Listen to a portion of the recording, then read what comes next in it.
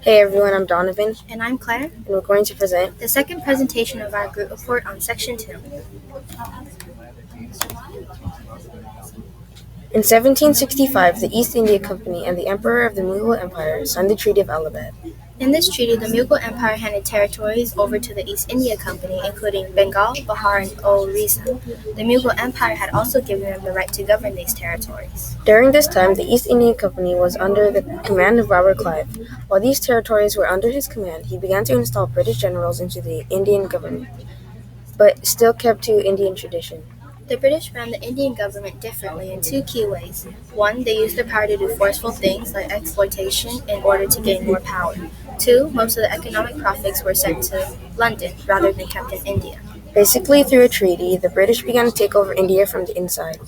The plan was actually one of brilliance, but there were people who were aware of the rising British power within India. In 1782, the ruler of Mysore, or Tipu Sultan, began a fight for 3 years with British forces. However, his fight was unsuccessful, and he was defeated in 1799.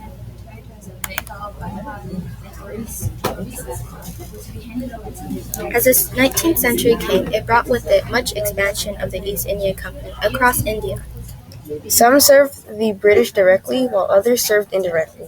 The states under Britain's indirect rule were known as the princely states. The states under direct rule were known as British India.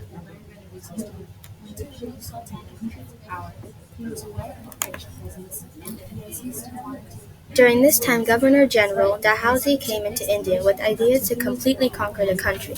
He created many laws in India through the East India Company. These laws were part of his plan to convert the princely states into British India. Through his plot, he successfully converted 3 states. Soon, India became Britain's cash cow, and they were milking it until it died. The people of India were forced to make cash crops by the British Raj, rather than crops that provided them with food. Soon they had to search for food as it became scarce in India. However, the Industrial Revolution rose in Britain, and textiles could now be manufactured. Textiles became a less and less popular trading tool for the East India Company. Raw materials were in high demand. The Indian railway system, sponsored by Dalhousie, benefited both the trade of Britain and India, and British rule over India. Troops could now easily travel across the country to subdue rebellions, and raw materials could be moved from city to city for manufacturing and shipment. To further expand British rule, Dalhousie wanted to build a canal for the Ganges River. This canal would bring water all over the agricultural territories of India. The canal would also improve the morale of peasants in the surrounding area of land. However, the canal also increased the salt levels in the dirt, making it hard for crops to survive after being watered. When Britain first established their ports in India, they mixed the European culture with Indian culture. In this picture of Rammohun Roy, notice how his pose and background environment is more of a European background rather than in India.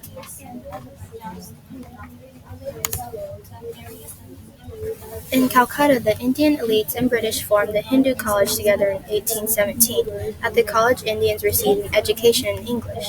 Through education, their chances of being employed by the British Raj. Soon, English became one of India's official languages and remains so till this day. Although the East India Company took big steps during the 19th century, peasant resistances also sprung up.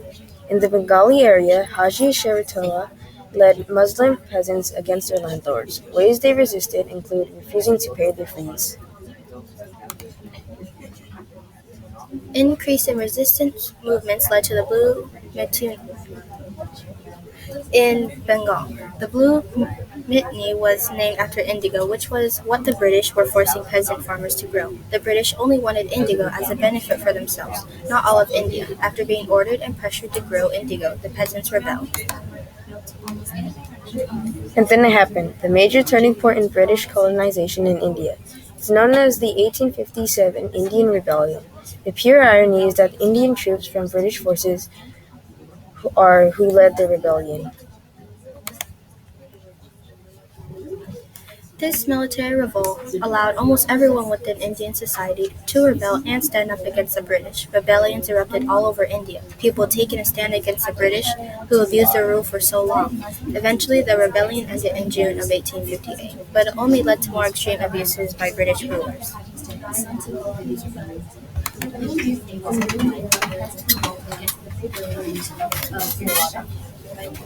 Thank you so much for your time.